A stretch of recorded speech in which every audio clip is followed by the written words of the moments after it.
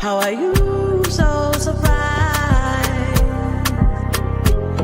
This is what you like.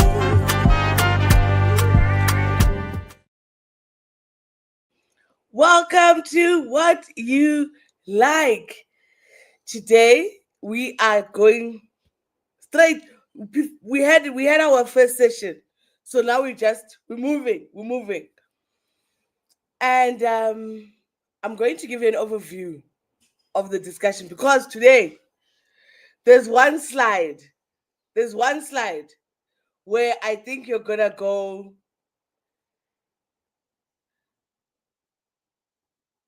I say, hey, what's Sonino?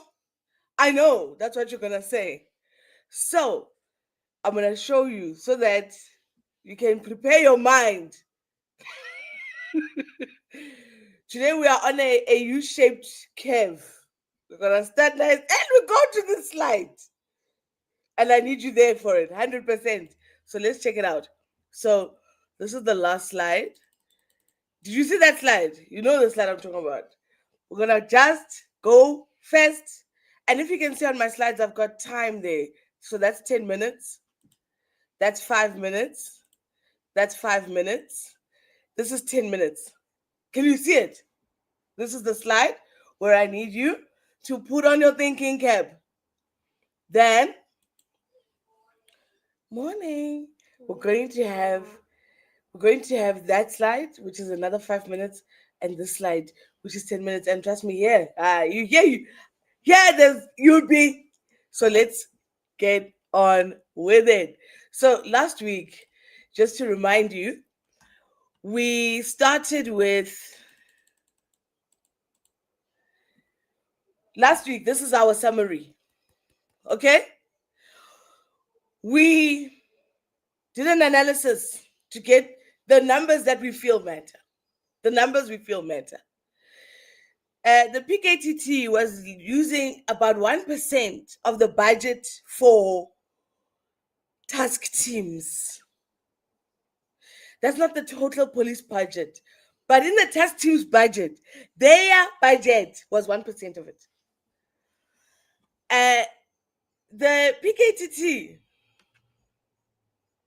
has a rate of 29%. You can see there, right? That's, how many cases are opened end up in convictions. That rate, the murder detection rate nationally, and my definition might not be exactly the same as this definition, right? But just utilizing the numbers that are available to us, 29%, and this is what they reported, 11.33%. They may still want to clarify what that means, if it's different to what I assume it means. So they've got a clearance rate that is much higher than the whole police. Then we also spoke about the minister's fitness for this office.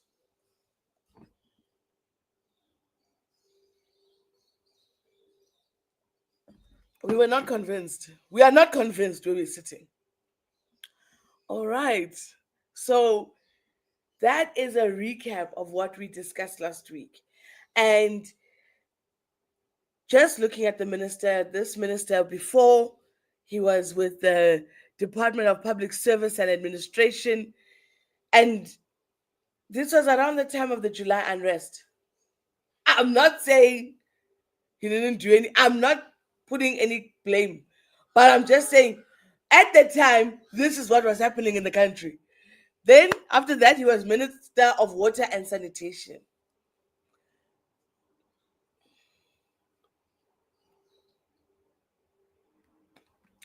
And now he's Minister of Police. And if you didn't understand my pause, we've all generally not had water. We've all generally not had water from time to time. It's a crisis. But I must say, during December, there was none of those troubles. None of those troubles. And let's hope it continues. And now he's Minister of Police. We asked this question, is he fit? But it's also very early for us to be able to tell. We should be well, now it's not that early for us to be able to tell. Unfortunately, and now this is what's happening at the time when we're going to do our overview. From the Madlanga Commission, from the parliamentary session, from the inquiry, we are of the view that there are some people whereby we need to do a lifestyle audit. We do. We must do a lifestyle audit. Baby, I'm going to talk for 10 more minutes and then there's a break and I'm going to make you something to eat. Okay? Guys, and anybody who's judging that, please remember that this is how we continue humanity. I will help you just now, baby. Ne? I'll also help you. There's some people who need lifestyle audits, you see. Imogen Mashazi, definitely. The guy, Fanny, the head of supply chain, or the supply chain manager. It's necessary. And Sibia. And then I thought a little bit about Shamila Petoy. I did. I just don't, she doesn't come across to me as somebody who would be involved in corruption. But that could just be my perception. Then we saw there's one picture where she's carrying what we see as a nice bag. We don't know. And we tried to zoom in to try and see the name. But no, this could just be a very nice bag. She doesn't come across to me as that kind of a person. So the audit, I don't think it's about that. But, these are the things that we've considered. There's also elements here that there's trial here. Imogen Bashazi.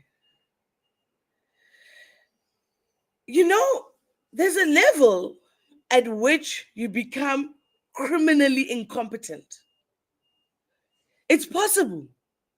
Uguti, the way, I don't know, but your actions were actually criminal. And we're going to dive into that. That is the slide that I showed you, where we're going to talk about what does it look like for a city manager, so that we can understand the things that you are saying to us. The math is not mathing. Then Brown Mokgotsi is just a scammer. He's a scammer. I told you that's the biggest crime in South Africa. Scams. Scams. Then we're going to have to deep dive into Metropolitan, because when we were hearing about the tender for the health vetting system, it was said that Metropolitan Health had this contract before Kat Matlala. We want to understand, holistically speaking, when people are used to a system of corruption, that when a new service provider comes in, they are walking into a stage that is set. We want to understand, how was the stage set? Because from Kat Matlala's testimony, and really the fact that we even interviewed a criminal waiting trial, but we did, we're just going to need to understand that. And it sounds like it's a trial there, because the system of corruption, it's institutional. It's not just corrupt officials that just arrived. No, it's institutional. Corruption is institutional. So we want to understand the scope. Shamila Batoy, definitely. Because from her inquiry that she called for into looking into Chauke has now got her in the hot seat. And I'm not sure if you're aware, but if you watched it towards the end of last year, when she was testifying, at some point, the pants. So, yes, that I'm coming, I promise. So we need to understand this. And also, a person that we need to look into is Sisibia. As we said, those dockets, why were those dockets moving, my brother? Even if it was just to, surprise us, where were those dockets going? And even if it was a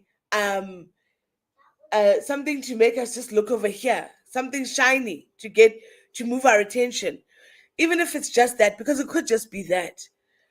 But we want to understand the movement of the dockets, because as I spoke last week, the dockets were not supposed to move at least until the end of January.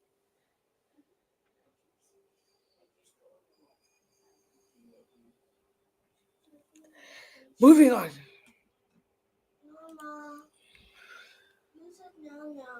Okay. So, good morning, everybody. My name is Nomi Superstar. There is that slide. But before we go there, you know what I'm going to do? I am going to make my kids something to eat.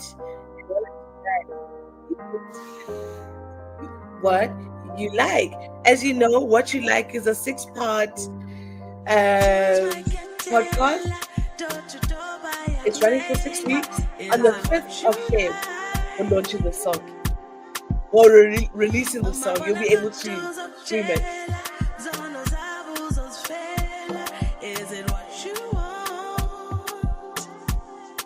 Let's go. How are you so surprised? This is what you like. How dare you call foul? This is what you like. Wanna be a millionaire, jet setting everywhere. Turn a blind eye, take a little kickback, nah. You can fly to Dubai, minister will justify. Go on a shopping spree with tax money. Amehlo ayabona, izisuzi yakala, izandla zisongiwe, engati sekhathiwe. How are you so surprised? This is what you like. How do you call foul? This is what you like. How are you so surprised? This is what you like. This is what you like. How do you call foul? This is what you like. This is what you like. Wanna be a millionaire, jet setting everywhere. Turn a blind eye, take a little kickback, nah. You can fly to Dubai, minister will justify. Go on a shopping spree with tax money. This is what you like. This is what you like. This is what you like. This is what you like. This is what you like. This is what you like. This is what you like. This is what you like. This is what you like. This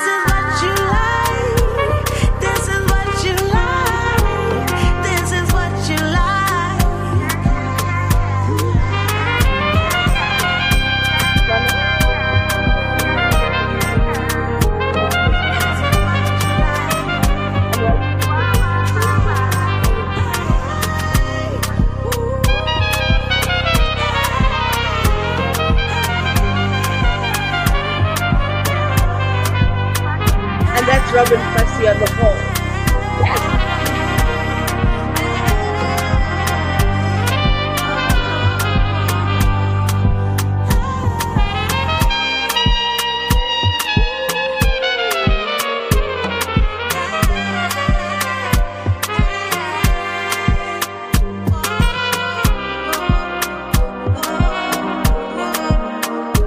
Are you ready, guys?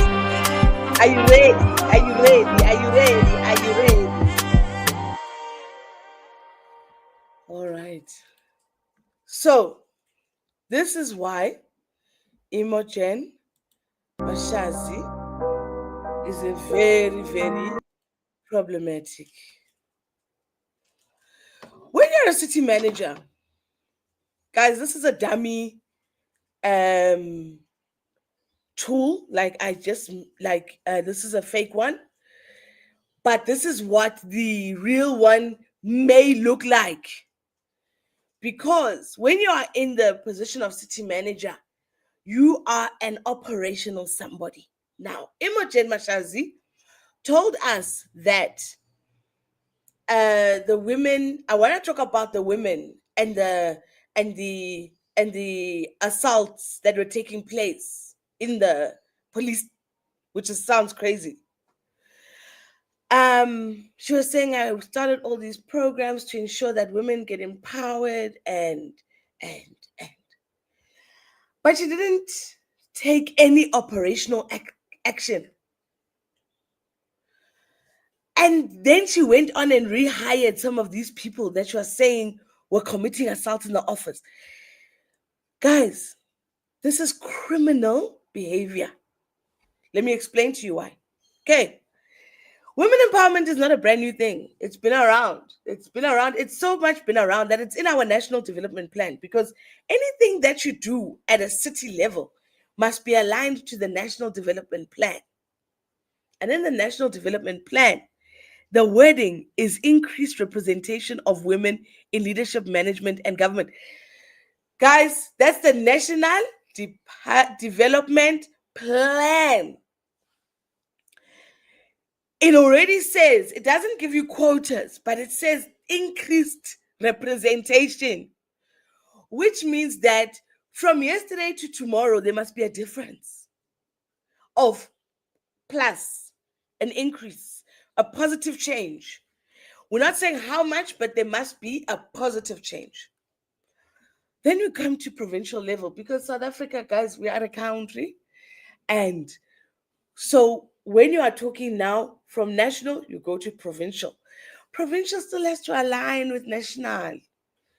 And in provincial, the language that they use in the Gauteng Provincial Growth and Development Strategy.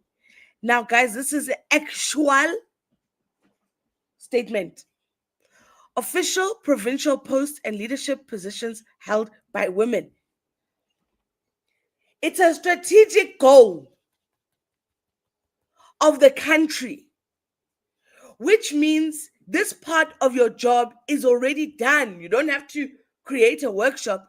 All you have to do is find out what are the ways that you are doing this. How are women being empowered? You must be able to report. And having a women's workshop is very nice looking in a target.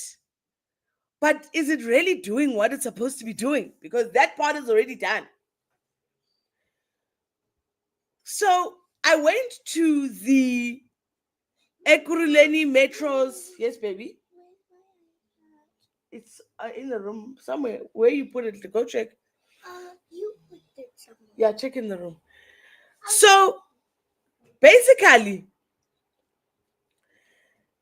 I went to the Ekurhuleni Metro's policy, because by the time it gets to a metro, it's now a policy. And in the policy, there are objectives, and I've taken the first 4 of 5 objectives. But we're not going to go through every single one of them. We're only going to go through objective 1.1 in detail. So, the objective, as per their policy, says work towards gender parity at all levels of management and specialization. That's a very specific thing. What are you going to do to get more parity? So if it's not 50-50, if it's 90-10, 90% men and 10% women, you're aiming for it to be 80-20. You are aiming in the bigger picture for 50-50, but in your year, in your annual plan. No, this is too much loud talking. Thank you.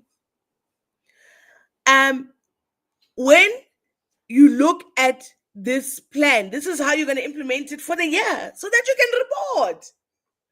Because as city manager, you are just reporting. You want to be able to say, what have I done?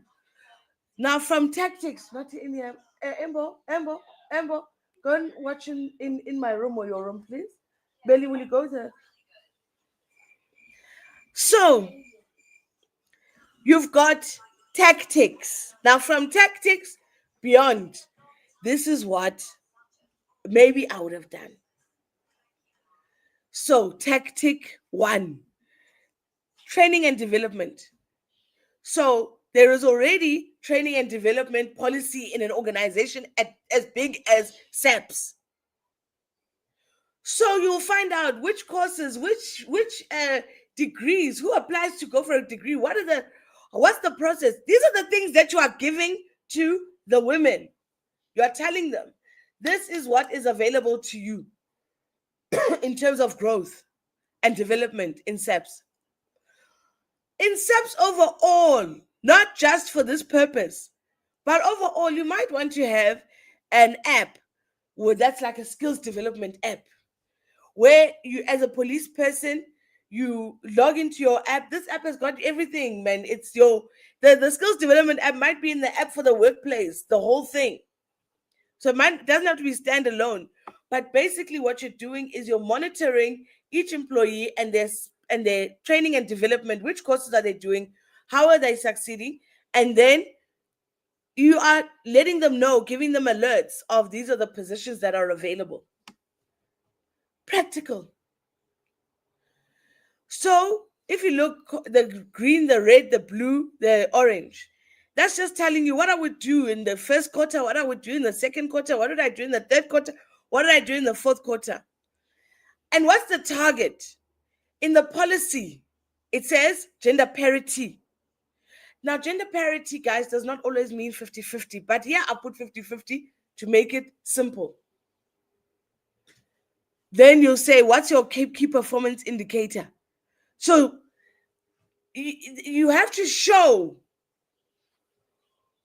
a KPI, key performance indicator. You have to show what's the thing that's going to show that you've done this work.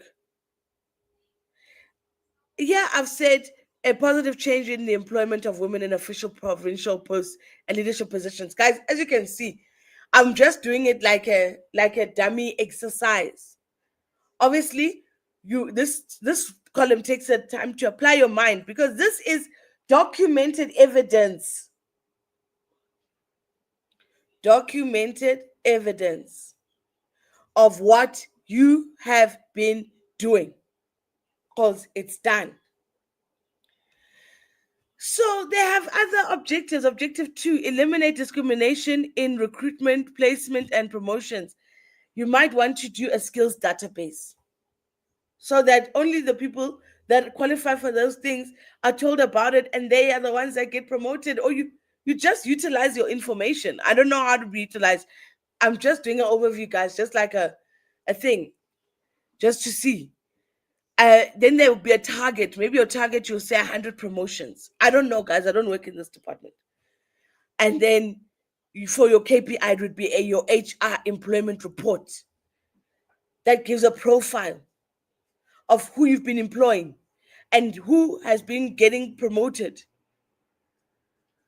So I hope that's clear. This is the document that Imogen Mashazi is supposed to be completing. I'm not convinced. I'm not convinced. And it is possible for incompetence to be criminal.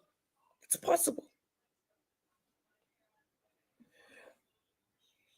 if I say I'm a doctor, board certified doctor, and I haven't been to medical school, and I'm sure, I'm not saying I'm a healer, or no, I'm a doctor, and I'm saying I'm a doctor, like I have the stethoscopes and all the materials. It can be life threatening to not know what you're doing, and it can be a crime. So this thing of employing people that are clearly not qualified for the positions that they're holding, and qualified is not about paperwork. You might have the qualification, but you might not be qualified.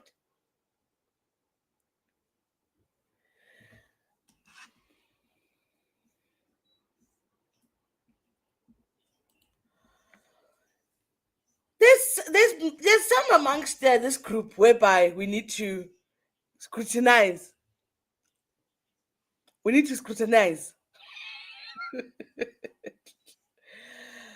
I think we need to do a case study on our dear minister, and not only on the minister, on a couple of people. We want to look into that. There must be case studies to understand how did you get this job? And why are we doing that? We want to understand what is the process that is followed? What are the expectations?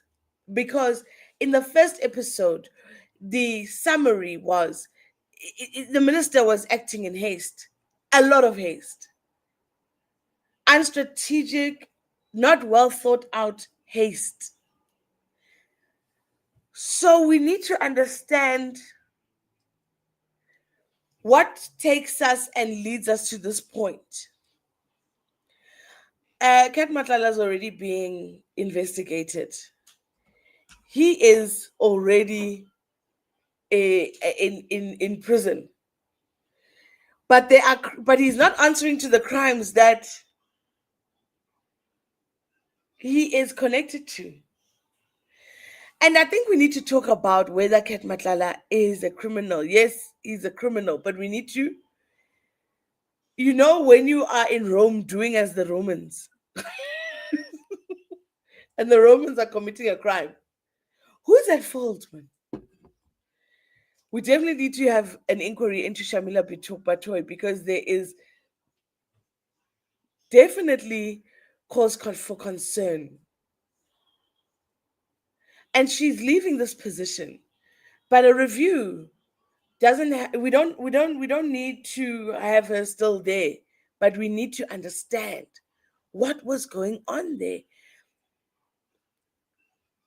And we hope that the new NDPP will help us understand. Definitely, we need to look at our commissioner of police. I'm not sure that the commissioner. Let's understand. The commissioner is a valuable somebody. This is a skilled professional.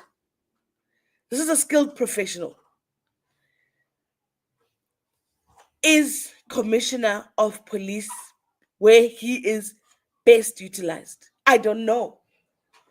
Because in that position, you just need to be empowering the minister with information with regards to, you can't do this, and in a very direct way, in a very clear way.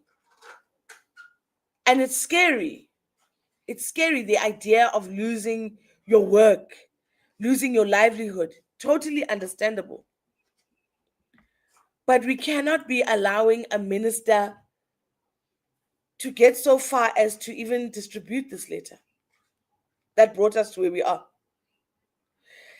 He sent it to his commissioner and other people. Commissioner, that should have been your moment to say, war minister. And it's not an easy job to do. That's why in the commissioner position, you need somebody who can do that effectively. All right. Last but not least,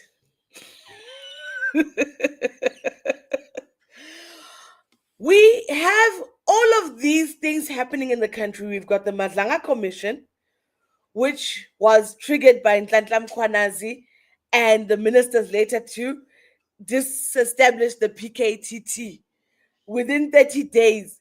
And he was making this request after 6 months of being in the position. He hadn't even visited all the provinces yet. This is the minister. And this is a decision he's taking at that time. We know how much the PKTT is using of the budget. This is not a budget, big budget item. It's a big budget item, yes, in terms of its size. But within the context of the police budget, it's a percent of it's a percent of 1%. Was it worth it, Minister? Was it worth it? Then we have the Parliamentary Commission, whereby they are understanding the scope of the accusations, but they are doing it as a parliamentary committee. They are listening, and we can listen too. Then there's the Chauke inquiry, which was asked for by Shamila Batoy into his fitness to hold office. And just like Minister, bold, bold, bold, bold. Do you have the change for this big money? Can you cash that check? That's the thing. Can you cash that check?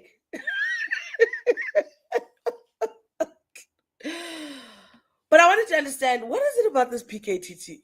What is it about the PKTT? What is it? So I said, let's understand what is in the PKTT. That's what I said. I said, guys, let's understand who forms the PKTT. In the PKTT, number one, you see those two stars. The head of the PKTT is always a brigadier. And brigadiers, they have two stars. So this is a senior task team. It's not, it's a big deal. They've got SAP senior detectives. They've got experience inside this PKTT. They also have crime intelligence. Crime intelligence are the people who are thinking about what was happening backstage. We always think about the crime, the actual performance that was happening on stage. Wow. Crime intelligence, they're backstage. They want to see, oh, there's a smoke machine. Okay, there's strings up there. Oh, look at the lighting. Oh, that's forensic. That's crime intelligence. On this PKTT, they also have forensic investigators. These are people that look at the detail.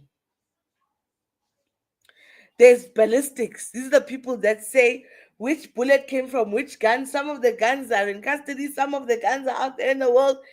They know which bullet goes from which gun by following the fingerprint of the gun.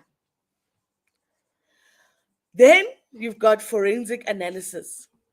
Forensic analysis, they look at all of the data and they think about maybe what could be happening here. You've got cell phone and digital data analysts. These are people that can tell who sent what to which phone at what time. They are able to. That's why some people were caught by surprise in this Madlanga Commission when they started being asked in detail. No, you do know that person here, and when you're chatting to them, and they paid you, there was a payment from FN guys.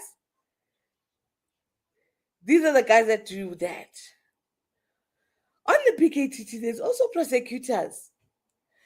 Now, the big question we are asking here, the big question is, are the prosecutors on the PKTT the prosecutors that will try the case? Or is it just delegated prosecutors who look at what's happening to be able to say you've got enough? Are they serving there as advisors and they will not be on the case? This difference is critical. Because, guys, if you look at this PKTT, it's a very powerful team. It's a very powerful team. We are not supposed to know people that are in the PKTT because they'll never get married. I would never date a guy who was involved in such a thing. I'm just concerned for my well-being. I don't want an unhappy ex who works in the PKTT. I don't. This is a powerful team. But these are not people who plan coups and overthrowing of the government. No, these are what we call worker bees. These people are just there. They just enjoy it. I know, because I enjoy being a worker bee. I enjoy being a worker bee. Do not involve me in shenanigans. So these people, even in their training, one can assume that these are the ones who really get excited by their work. Then in the PKTT, there's also witness protection. So one can understand why an incoming minister would want to dismantle this thing. And that would be based on mistrust. And it would have really nothing to do with the role as a minister. I don't know, in my view. Let these people do their work. And if there's a problem with the work that they're doing, then you go in and you do report back sessions, information sessions. You start doing a study of this group. How does it work? What? And that, minister, takes time. It would have taken you at least 6 months. And if this team was that critical, and which they are, you should have just made time and hung out with the PKTT and got to understand them.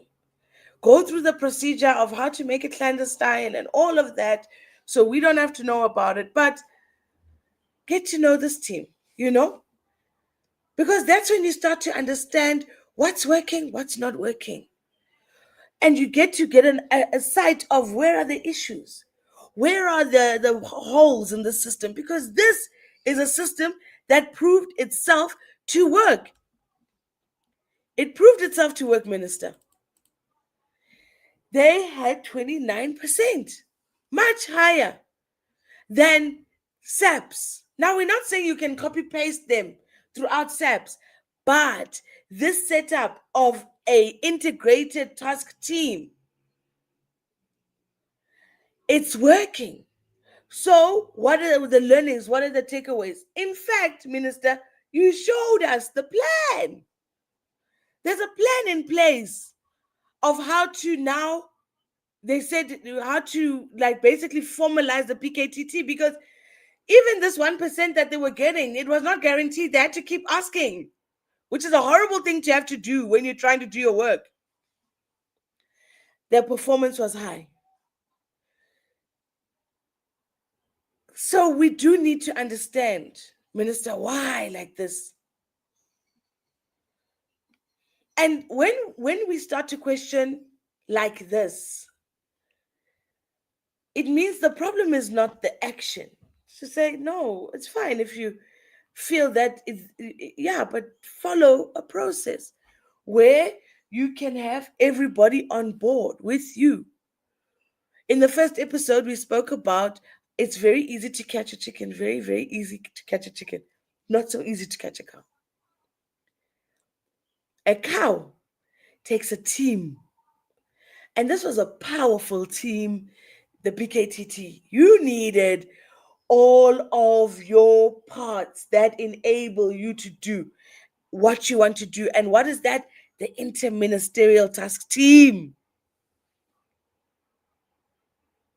that established the PKTT.